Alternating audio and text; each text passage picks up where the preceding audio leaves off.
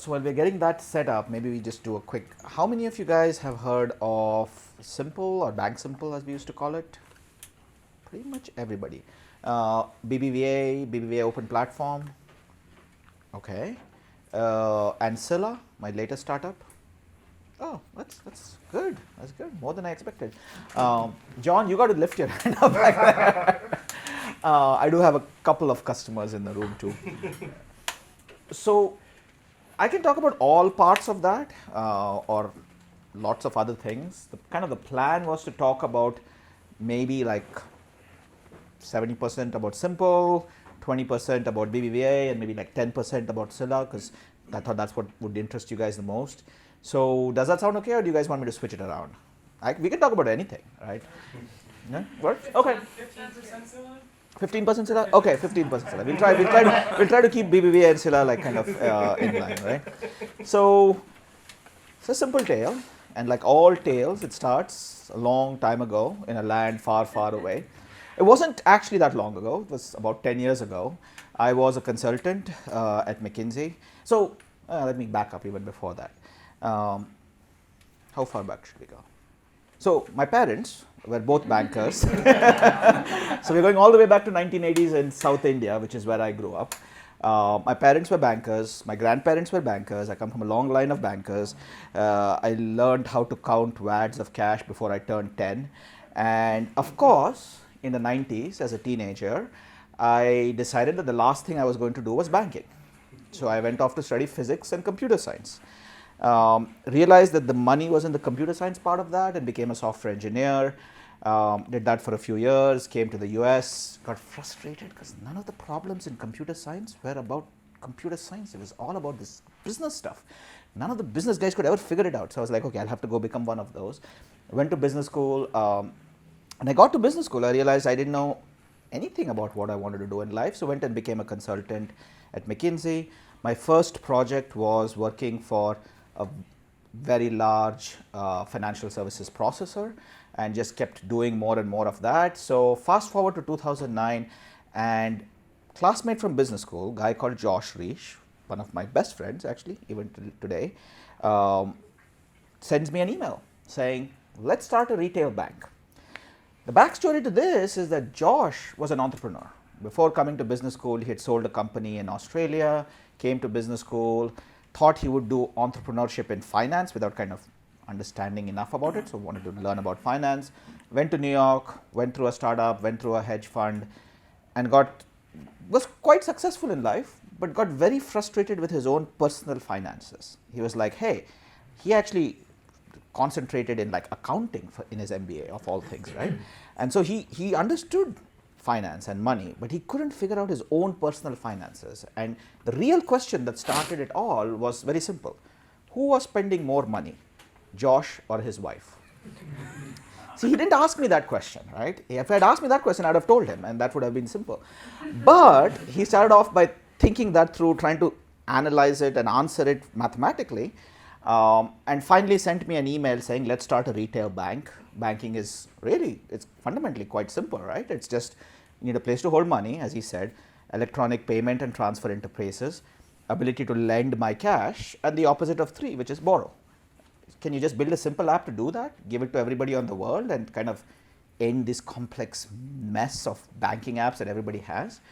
And my response was like, yeah, it's not that hard. But let's understand the real problem, let's understand the product. And few weeks later, we ended up creating a deck, going and pitching a VC, just two guys with a deck, right? And the VC was one of the partners at Union Square, and he was like, yeah, let's do this. Me and Josh were like, what? Yeah? You guys actually want to fund this? And he was like, yeah. We're like, oh wait, now we have to figure out how to do it. Which is a lot harder, right? How do you actually build and launch an online bank? Well, go get a new bank charter. There's a whole process. It's called de novo banks, and you get a bank charter at the end of it. Or you could buy a bank. That's another way. Or you could partner with an existing bank. I don't know if there's any other way of doing it. This is the only three ways I know. And being a McKinsey consultant, this is how I put it together, right? But this was 2009. So if you look at this chart, every year between 2000 and 2008, there were between 100 and 300 new banks chartered in the US. Every year. Between 2009 to now, which is the light blue bar, you see that's there? You see it anymore? No, it doesn't get better out here either. There have been, I think, since 2009 to now, 7. Right? And it was not that the demand for chartering new banks collapsed in the crisis. It did. There were, instead of hundreds of small groups of people trying to start community banks because they were pissed off with Bank of America in, Podunk, Iowa or wherever, there were only like dozens instead of hundreds. But the FDIC decided as a policy that there will be no more new banks in this country in probably early 2009, and they actually kind of announced it in a very weird way. But anyway, there was no more new banks, and it didn't matter how much money you had, right? It didn't matter whom you were. It didn't matter in which state this was in either? Oh, no. You could get a state charter. The states would give you a charter. The Fed would give you a charter. The OCC would give you a charter. The FDIC would They would not insure. The FDIC would not refuse your insurance application. It would just take between 10 and 15 years. It just was like, you need 500 million to launch this. You have 500? Well, you need $1 billion now. You have $1 billion? We need 2 now. When are you going to get the message, right? So most people got the message after like 2 or 3 years of trying. So that first one of chartering a new bank, see, I dug out the McKinsey deck on how to start a bank, right? It was like you go to Utah, you get an ILC, takes 10 million, you get there was a whole plan. And McKinsey had done like all of these. Yeah. The guys who had the real money went to McKinsey. So McKinsey had a plan. In 2008, I went from North America and I transferred to Brussels. And I was actually in Brussels when Josh sent, this didn't go back, but whatever. When Josh sent me that email, so I hadn't gotten the memo from the FDIC, and so I thought we could get a new bank charter. Wasn't possible. We quickly figured that out. Buying a bank was not a solution either. If you wanted to buy a $3.5 million one-branch OCC registered bank in Western Pennsylvania, you could do that for $3.5 million. If you wanted to change the business model of that bank to something different from the way it had been operated for the last 150 years, instead of 10 to 15 years, maybe 7 to 9. So there was no backdoors. They were not allowing anybody new into the system, no matter how you did it. So you had to partner with the bank. That was the only way to do it. And that's January 1st, 2010, moved back to the US, quit my job, did everything, and let's go find a bank partner. And this is what I thought, this is how you do it, right? You have a bank, you connect your backend to their systems, and then you build your mobile, web, and CR apps, right? Like how hard can this be? I was a software engineer. There's APIs. Anybody heard of this? This might seem funny, but like we were talking to a salesperson for Fiserv in 2010, and he gave us this whole pitch about why you should use our core and this and that. And we were like, okay, where are your API docs? And he was like, APIs? What are APIs? And I was like, this is which century am I? Which decade am I in? This is 2010. You're selling a technical product and you don't know what an API is. But there was no such thing as APIs in banking, right? Like everybody bought a system, and then they bought the teller interface, and then maybe they bought the web interface, and maybe the smartest of them were talking about potentially buying the mobile app, but nobody asked for APIs, so nobody knew what APIs were. So this kind of didn't work, right? So this is what we ended up with. You see a new thing in there called a processor. So you're like, who has APIs? Because we need APIs, right? And the people who had APIs were this small industry called the prepaid card industry, which had grown up between like 99 and 2010. There were a bunch of processors in that space. They would do all the gift cards for everybody. So they actually had APIs because they had built their technology in the last 20 years. But the problem was their product was not what we wanted. Right? They had APIs, and they could do card processing, but not the way we wanted it. So we were like, well, we like their technology, but we don't like the product, and the banks have what we need, but they don't know how to package it. So we built an API layer on top of our process. We found a bank, we found a processor, we raised $13 million. We kicked off that bank, went to another bank, connected them up with our processor, built our API layer, built our mobile and web apps, and launched Simple. That actually, oh, what is this thing? That took like 3 years, right? I mean, it wasn't an overnight process. Simple actually launched in July of 2012. So almost exactly 3 years to the day from when Josh sent me that first email. And this wasn't like we didn't know what we were doing. It was like nobody had ever done this before. So when you went and talked to the bank, you couldn't even get them to understand what you were saying. So you had to build whole like prototypes with nothing at the back end, create screencasts and send it to people. And they're like, oh yeah, this is so much better than anything I've ever seen. And I'm like, yeah, would you like to help us build it? And then that's how we got it going, right? Man, this really doesn't like my slides. In fact, it was actually much quicker to get to product market fit and grow the business and then sell it and exit at what seemed like a good price back then. That was all much easier than actually building it back in 2012. Some of the things we learned, experience matters. There's lots of people who have great technology, but they actually don't understand anything about banking. And the problems in this business are all sort of around regulation and fraud and compliance. What will trip you up is those things. So it's actually sometimes helpful to go to the people who really know the space. Relationships, I'm trying to think. I think every bank we ever worked with got a cease and desist at some point. We got a cease and desist too. So it's like, when the shit hits the fan, and it's just a question of when. It will always happen in this business. The ability to like call up the CEO, call up the COO and say, hey, how are we going to get this resolved? There was one point at which I actually flew to our partner bank's offices and I was like, I need you to do this for me. I know that you're distracted by the fact that the regulators are in here and they're kind of giving you a hard time, but you got to get this done. And I'm not leaving till you get it done. Just being in their offices for like a couple of days, they were like, fine, we'll get this done. And try not to rely on just one bank or one processor. Diversify as much as possible. I'm actually curious, what is the next slide? Oh, okay, this is one of my favorites. So that was 2014. Simple got acquired by BBVA, and then the next part of my story goes off. Simple itself I left in 2015, about a year after the acquisition, and it's still an independent unit. It's much bigger now than it was 5 years ago, and it is still like growing and has a business and everything else. At the same time, it's hard to say that it was like a huge success, right? Like Josh and my vision was to kind of take over the whole world. Eventually we pared it down. Okay, the US is the world's biggest economy. We'll be happy with just taking that over. Never quite got there, but once we actually built and launched it, suddenly everybody was like, hey, we can do this.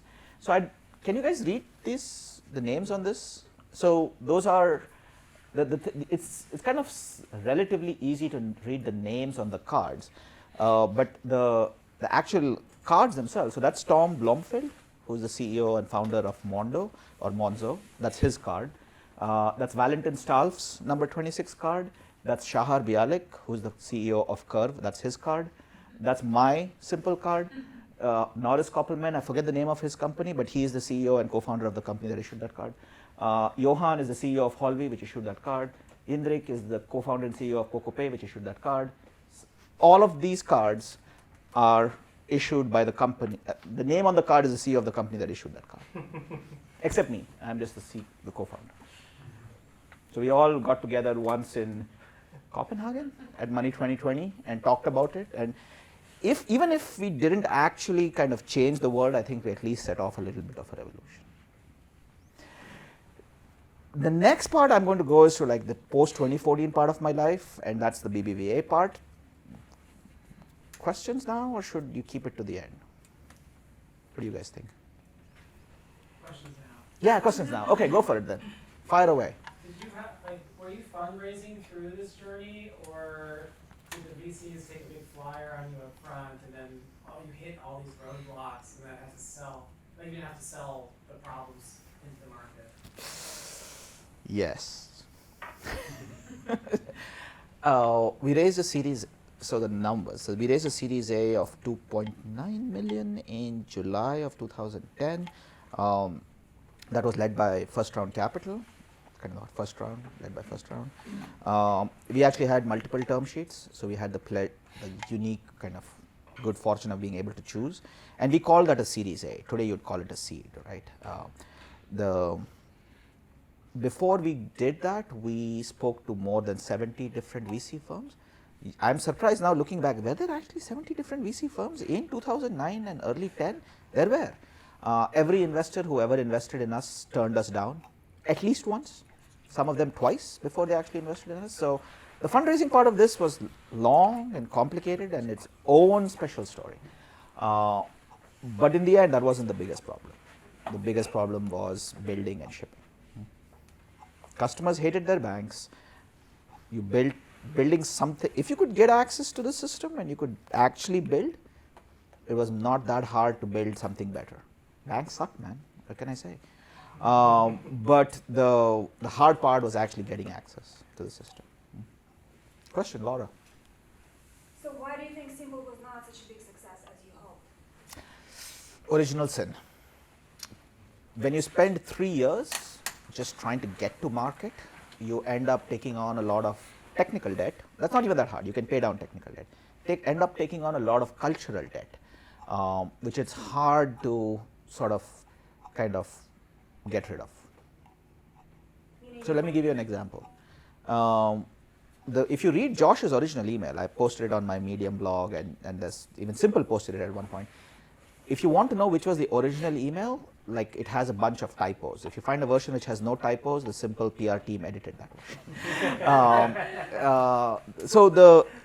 If you read the whole email, he actually talks about how you need to build an app, build it to like handle sort of core banking, right? Like savings and spending, make that really simple, easy, and then expand into everything else, right? Like all of lending and all the other financial products that people need, and build a marketplace for that. That was the vision day one.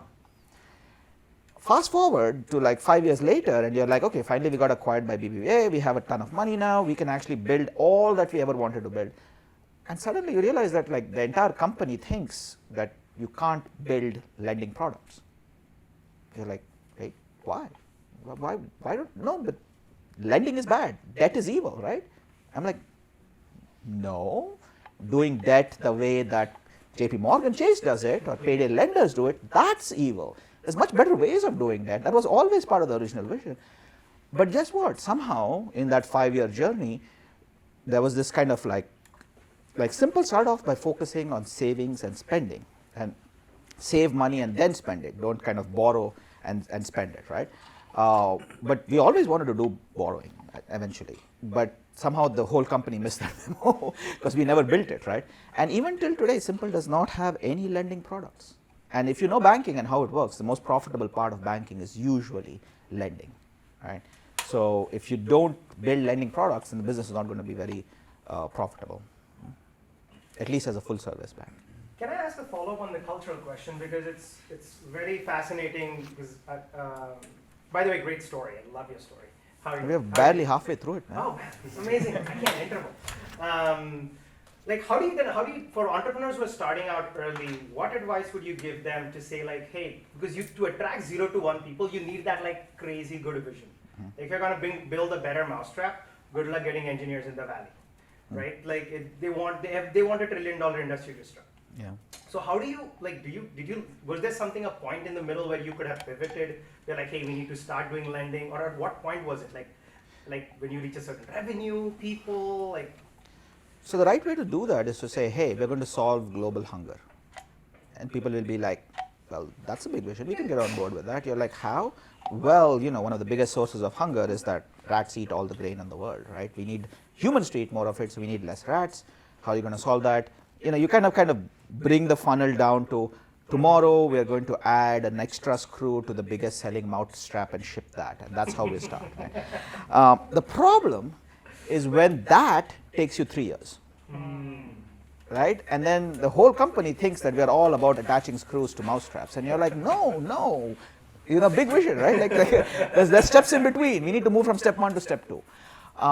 So I don't know how to solve that other than to say, get to market as soon as you can and get your product in front of customers and just start iterating. And that was I think the most successful that Simple was kind of middle of 12 to middle of 14, where we were actually shipping product, growing customers, iterating. We hit a problem and we were like, let's go solve it. Some of them we actually solved. Many of them we didn't. And then some of them are still unsolved. So there's still a lot of opportunity in this space, at least I think. Thank you. More questions? One more question for you. Fire away. The disposition to BBVA, was that precipitated by a gradual running out of money, or was there a major chaotic, like the bank partner shut you off? Like, was it a step change or was it gradual? You specialize in asking me questions where it's like, is it A or B? And my answer is yes. You have to understand that I can hold two contradictory thoughts at the same time. This is a startup. So everything can go wrong at the same time. Just don't assume it's just one thing. So we did run out of money. At the same time, we had a lot of money till we launched. Then once we launched and started growing the business and actually got to product market fit, it was glorious, except that we were running out of money. So we went out to raise more money, only to find that everybody in the valley had written us off. And we're like, oh, these guys, they'll never get to market. We're like, no, we've got to market. We've got customers. Look at the numbers. We've got metrics now. Yeah, the VC fundraising is its own beast. We can talk for days about that. We took a pause, went out again with better metrics, started talking to people, and we actually got quite a few people who were interested, and we were beginning to get that wonderful thing called momentum. It's kind of like obscenity, right? Like nobody can describe it, but everybody knows it when they see it. And then we got a term sheet. And it was for like twice as much money as we were looking to raise, and we went ahead and signed it. It was from a PE firm though, which now in hindsight, don't ever do that. But we signed it, we went through due diligence, at the end of it they just pulled the term sheet. And why? We don't think we want to do it. No, did you find something in the deal? We just don't think we want to do the deal. We're like, fuck me. And so we were down to like, hey, we have 50,000 customers, adding 20,000 this month, and we have 6 weeks of runway. Not a good position to be in as a CFO. So we went back to the board, and board was all early stage investors, right? Like they couldn't write the next round. They didn't have the money. Like honestly, like they weren't joking. So we were like, can we get a bridge loan? And they were like, yes, but you should hire a banker and see if you can sell the company. And we were like, okay, fine, deal. Fast forward a year, and we are like, hey, we have a term sheet for more money from a better VC firm, and if somebody had given me that term sheet 6 months before, I would have just signed it and thrown a party. But at the same time, there was also an acquisition offer, which was very attractive, and everybody in the top management team was counting their dollars, right? Like it's like, hey, you can raise 20 plus million from big name VC, or you can take 100 million, take your 500K check and go and buy that house you've always been wanting to buy. Yeah, most of the management team wanted to do that. So that's the way it went. One more piece of advice, don't start down the acquisition route unless you're ready, because guess what? Once you start down it, going back may not be easy. As a follow-up to the question of A's and B's, I found it interesting you said you had a lot of money until you got to the product market fit, things looked good, and so I guess you went out to market, started attracting customers. So I'm curious, what was driving I'll say the cash burn, because you have customers now, so was it marketing costs, customer acquisition, what sort of things were burning the cash? I'm assuming that's what happened. You remember that slide where it was like bank and processor, and it was kind of held together with spit and baling wire, right? Like it was amazing that processed transactions. In fact, actually processed transactions better than most banks did, which still surprised me until I got to understand banking better, and I realized it's all crap on the back end. And so it takes a lot of people to just, we had like a, I'd say we have like a 25% engineering team before we launched. Like, what were those 25 people doing? And it sounds insane today. Once you look at it, you're like, none of this stuff existed, right? So you had to build it all. There was a point at which somebody transferred in 300K into their simple account. And the customer relations person came over and was like, somebody transferred in 300K. This was like a month after launch, right? Like, it's a good thing. Somebody at least trusts us. Like, at the same time, It's a I am KYC well issue. aware of like the Bank Secrecy Act, the Patriot Act, and the 13 acts that Congress passed in between them that deal with anti-money laundering and know your customer, and the penalties, which include 1 year of jail for unknowing violations. So, I was the CCO for a while. So I was like, let's ask the bank, right? Like, what are we supposed to do in this case? And they were like, it's fine. They did get a cease and desist for their KYC and AML practices from the FDIC about 6 months after this. So we didn't get any write-ups from anybody because I was like, you know what, let's go talk to the customer, let's figure out where he got the money, let's document it all. Even if we are not going to, we can't file a SAR, the bank has to file the SAR, but if suspicious activity report, right? If there's a SAR that needs to be filed, we'll give all our data to the bank, tell them that they should potentially file an SAR, but we can't do it. But at least, nobody will send me to jail, damn it. I do not look good in orange. So this was it, right? Like, not only were we making it up as we go on, all of our partners were too. So it took a lot of money. Okay, thank you. In hindsight, not that much money, but yeah. I'm interested, it seems to me that a big hurdle for customer acquisition or adoption is trust, and in the early days it's difficult to provide that certainty to a consumer whose primary reason for switching might be they're fed up with their horrendous customer experience or service, but in the early days, how did you overcome that hurdle? Well, in the early days, we weren't even launched, right? So most of the early days of Simple were just trying to figure out how to get launched. But like, we had 200,000 people on the sign-up list before we even launched, and that was all driven.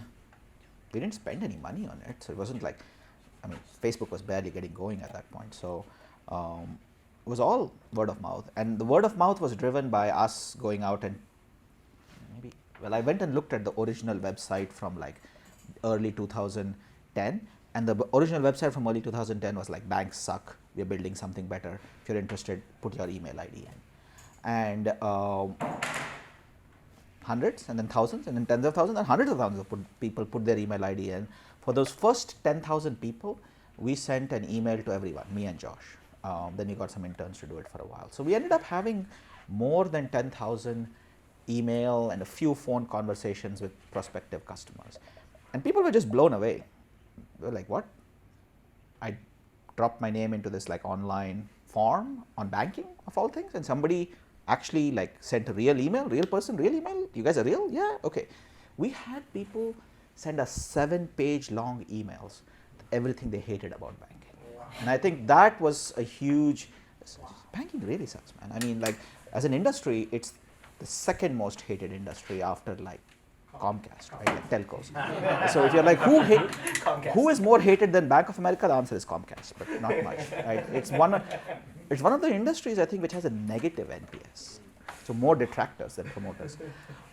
So the hatred was there. You just had to tap into it. Now it's different, right? Like, there's a lot more options. It's more competitive now. But back then it was like opening a tap. At the same time, people hate their banks. That doesn't mean they're ready to switch. Getting people to actually sign up was not easy.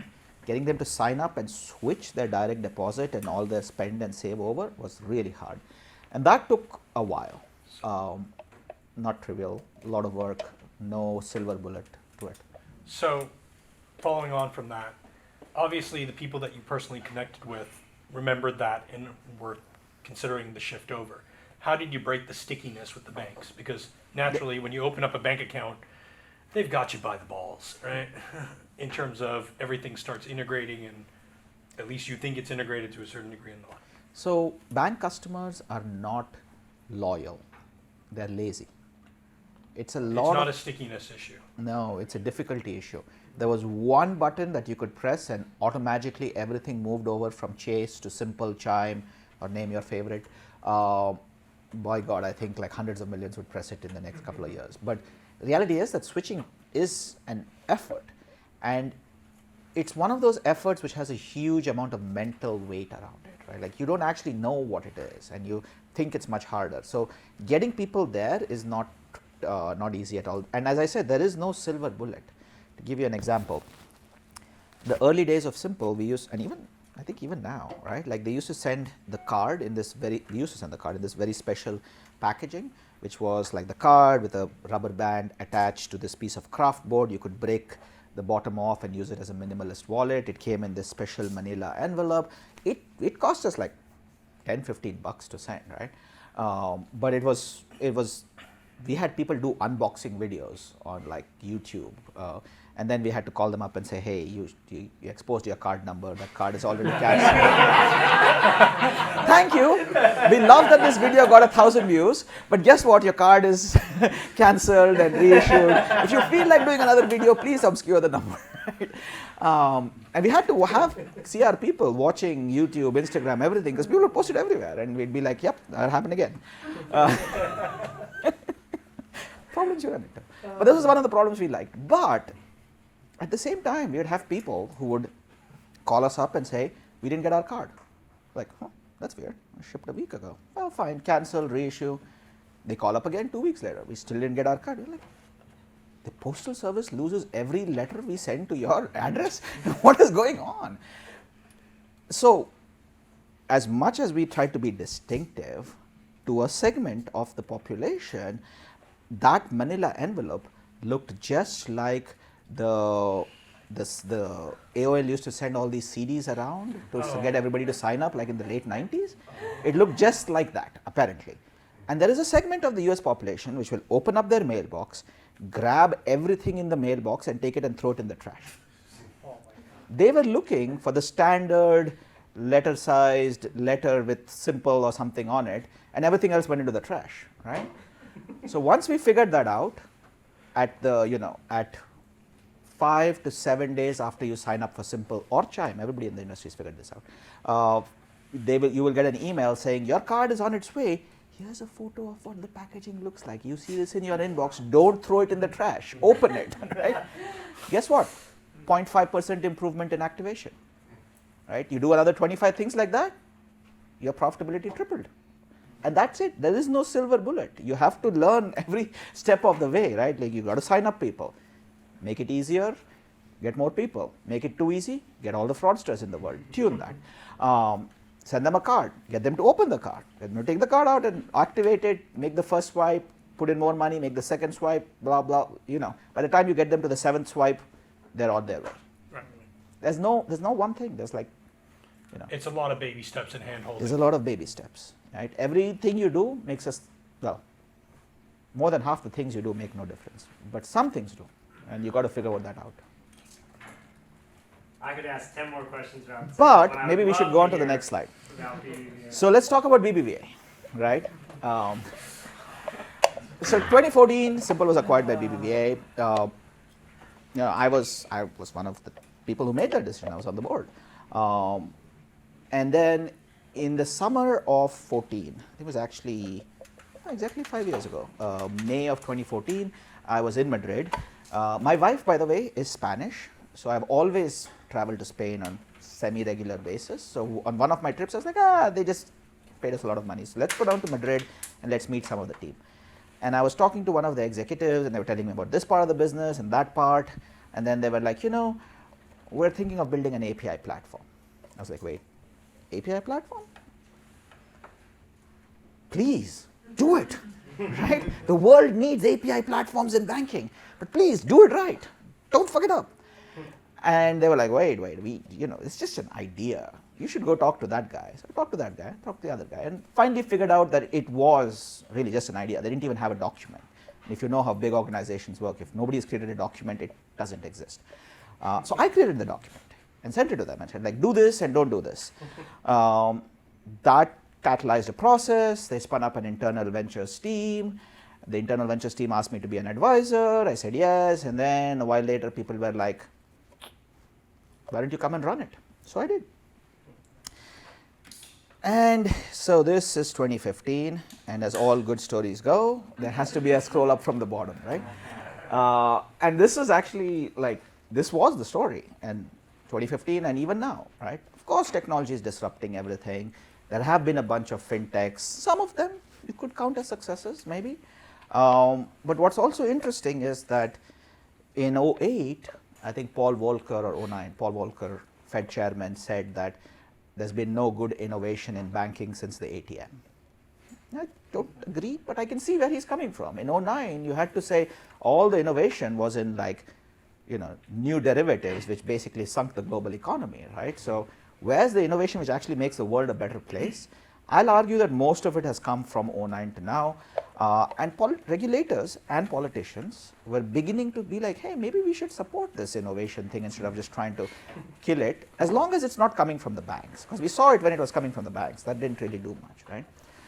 And more startups, PayPal in 99, and then there was a couple of lending startups, Lending Club, Prosper.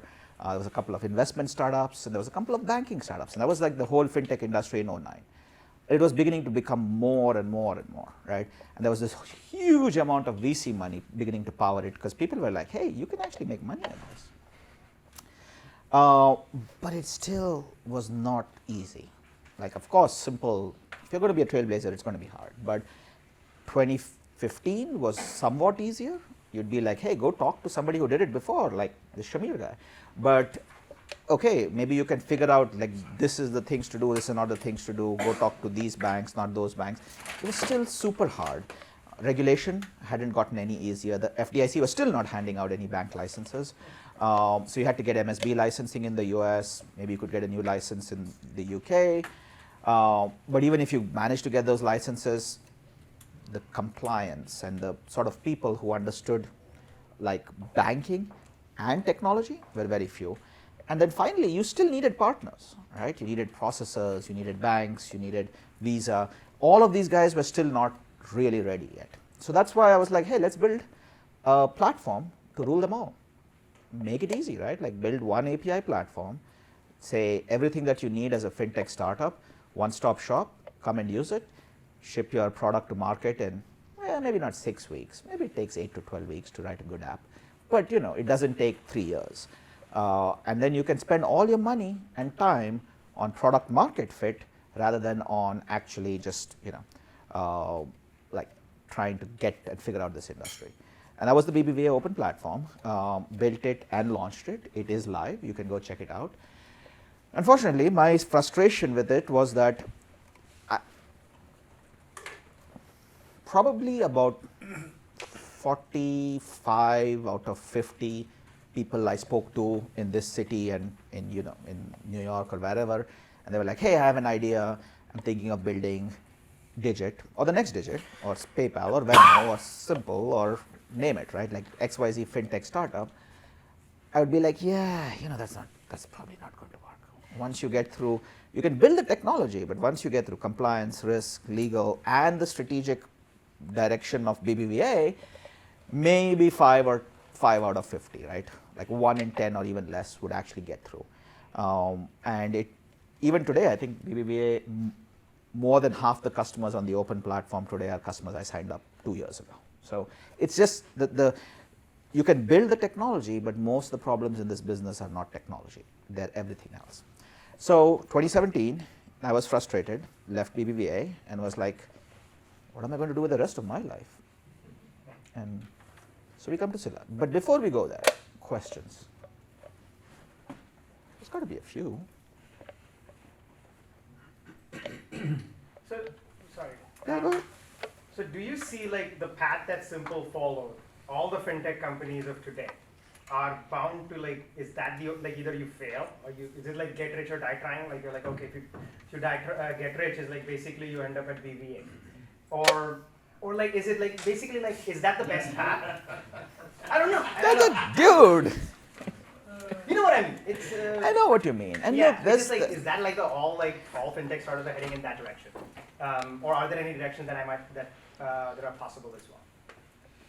so global advertising as an industry is about 600 billion in annual revenue.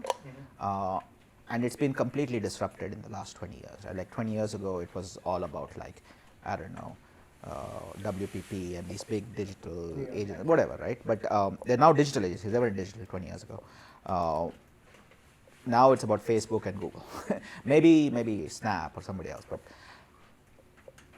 financial services globally is around 15 trillion in annual revenue. When you think about it, the world isn't made up of advertising, right? It's made up of manufacturing, transportation, agriculture, for God's sake, or finance, right? Like those are the big building blocks of the global economy. The whole internet revolution has barely touched those industries yet. Maybe Uber is making a dent in transportation, but not at this global scale. So when you talk about all the disruption of the internet and smartphones and everything else, we're just at the real start of this. We still probably have a couple of decades, maybe another 50 years to go before. And so the right answer to your question is there is, pick yours, right? Like if you build the Facebook of finance, that's going to be way bigger than Facebook. If you build the AWS of finance, it's going to be way bigger than AWS. Because finance as a whole is like 10x bigger than most other things. You have a baseline that it basically launches you from. Yes. But on the other hand, one of the advantages of like social media advertising, the early internet, was that nobody really cared. People were like, this internet thing, they took this like BBSs that they used to run in the 80s, and now they're going to connect up BBSs globally. Who cares? No, but everybody cares about money. If you've seen the reactions to like Facebook's Libra project, I'm like, within 24 hours, the French finance minister was like saying, we'll never let it happen, right? I'm like, wow, right? Like people care about money. So you're not going to get, there's no easy route. There's no move fast and break things. Move fast, but if you break things, just hope they don't send you to jail, right? See, what you got to look at is the fact is that, I mean, you get almost to the philosophical aspects of money and currency, in the sense that money and currency are part of forms of government controlling recognition of entities and sovereign states. So if you're going to create the Facebook of money, it really has to work on that national or supranational scale, where there's some level of conversion and agreement amongst the various nation states. Yes. I mean, the closest to that is SWIFT right now. Yes. Yeah, exactly. You cringe, but you know I'm right. No, I agree with you, but I have to cringe as I agree with you, right? Yeah. No, you're completely right. No, like the existing financial system sucks at all levels. I mean, but at the same time, the average day, like today, there was probably about $4.5 trillion that was transacted on the global forex markets. That's more than $2 quadrillion a year. Like, what even is $2 quadrillion? Right? This is an unimaginable number. were you talking notionals, or were you just talking actual cash transaction? Oh, notionals. Okay. Notionals. Of course. I mean, come on. The actual net settlements is way less than and people couldn't do gross on many of these. It has to, as the CLS does, it's continuous linked settlement. Is probably the closest you can get at that scale. So anyway, the point being that these markets are massive, and if you can actually make a reasonable improvement to them, you can. So perhaps the best example is Not Simple, which is a company I started. It's TransferWise, a company that I invested in, right? And I mean, they had many opportunities to sell for large amounts of money, and they chose not to, and they built a huge business. And I think they have about 20% market share in the UK right now, and they are in that multi-trillion a day market of foreign exchange. They're in the smallest slice of it. When you look at that scale, they don't even have 0.1% market share, right?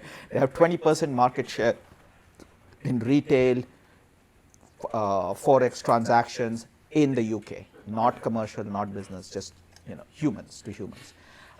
So they could go another 10, 100x from here in terms of valuation and growth. But their spreads are probably a lot larger, given they're facing retail versus interbank.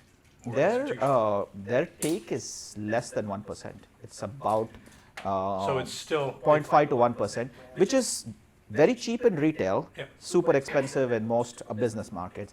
But they have scale. And once you have scale, you can make money even at 5 bips, right? And every time you get more scale, you move one step up. A lot of their businesses, the biggest chunk of their business is already small businesses, right? They'll become medium-sized businesses, then become large. And so, yeah, hey, if you decide to sell for whatever price to a large bank, good for you, man. And if you decide not to and you decide to bankrupt those banks, good for you too. Yes, please. So I'm curious about Europe's rules around banks and APIs.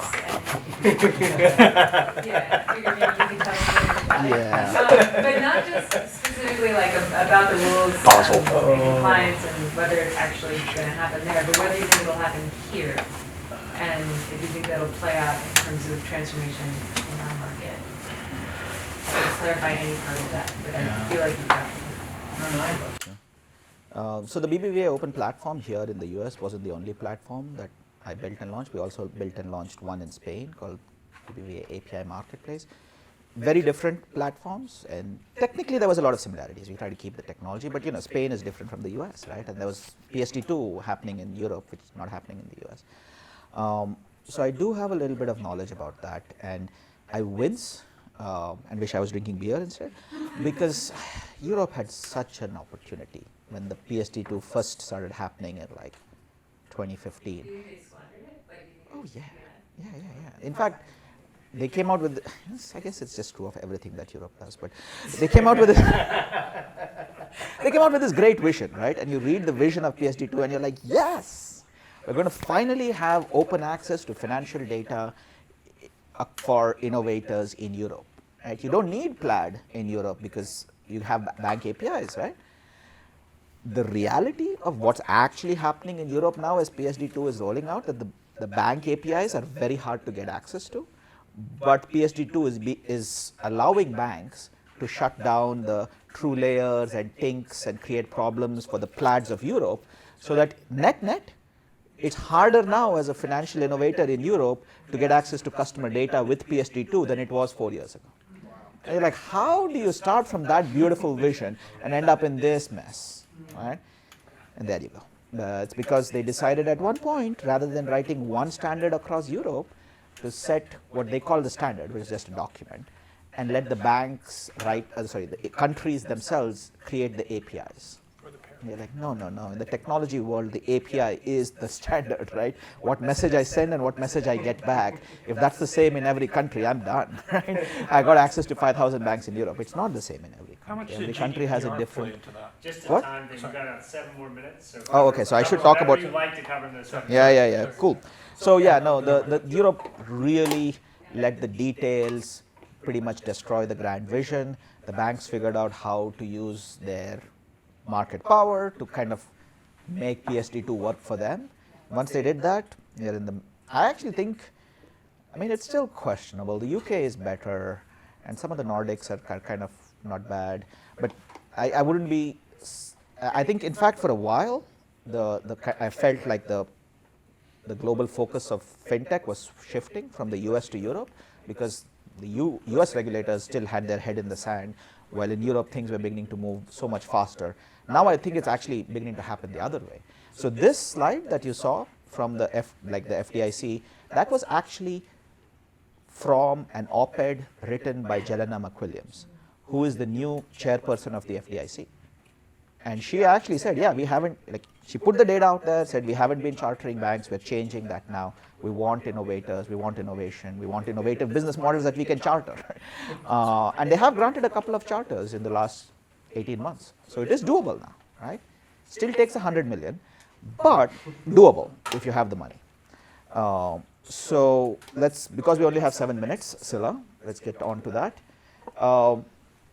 This is the story we were talking about. The internet changed everything, right, started with TCP/IP. Then people were like, well, that's great, but we don't want to just send packets. We want to send email.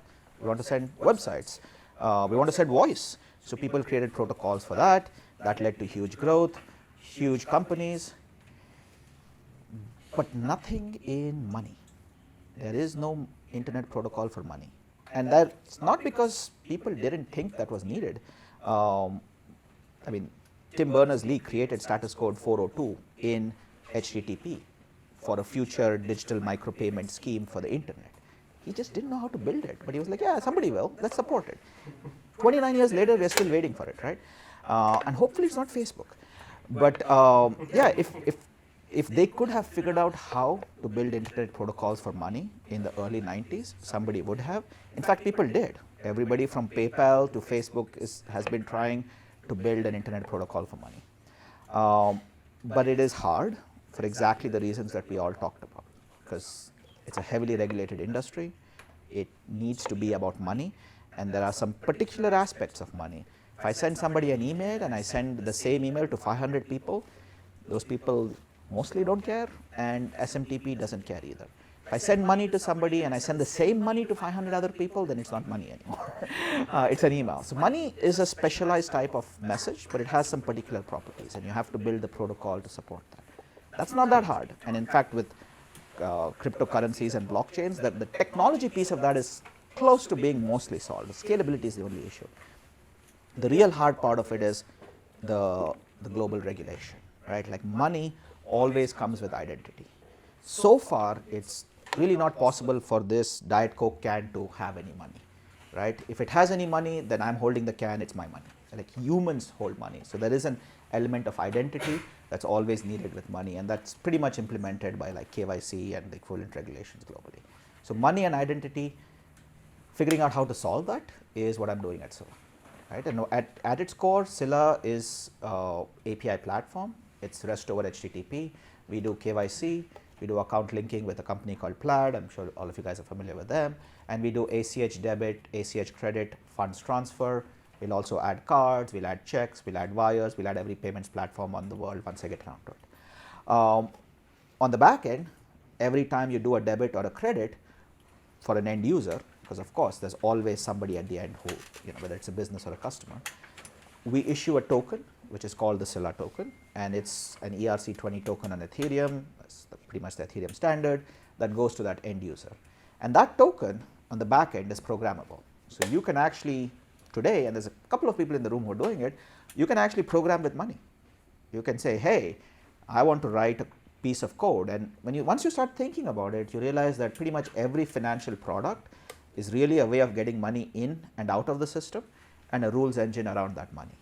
That's what we enable. And I'll just leave you with this final thought, one of my favorite quotes. Cool. Thank you so much, guys. We're at time.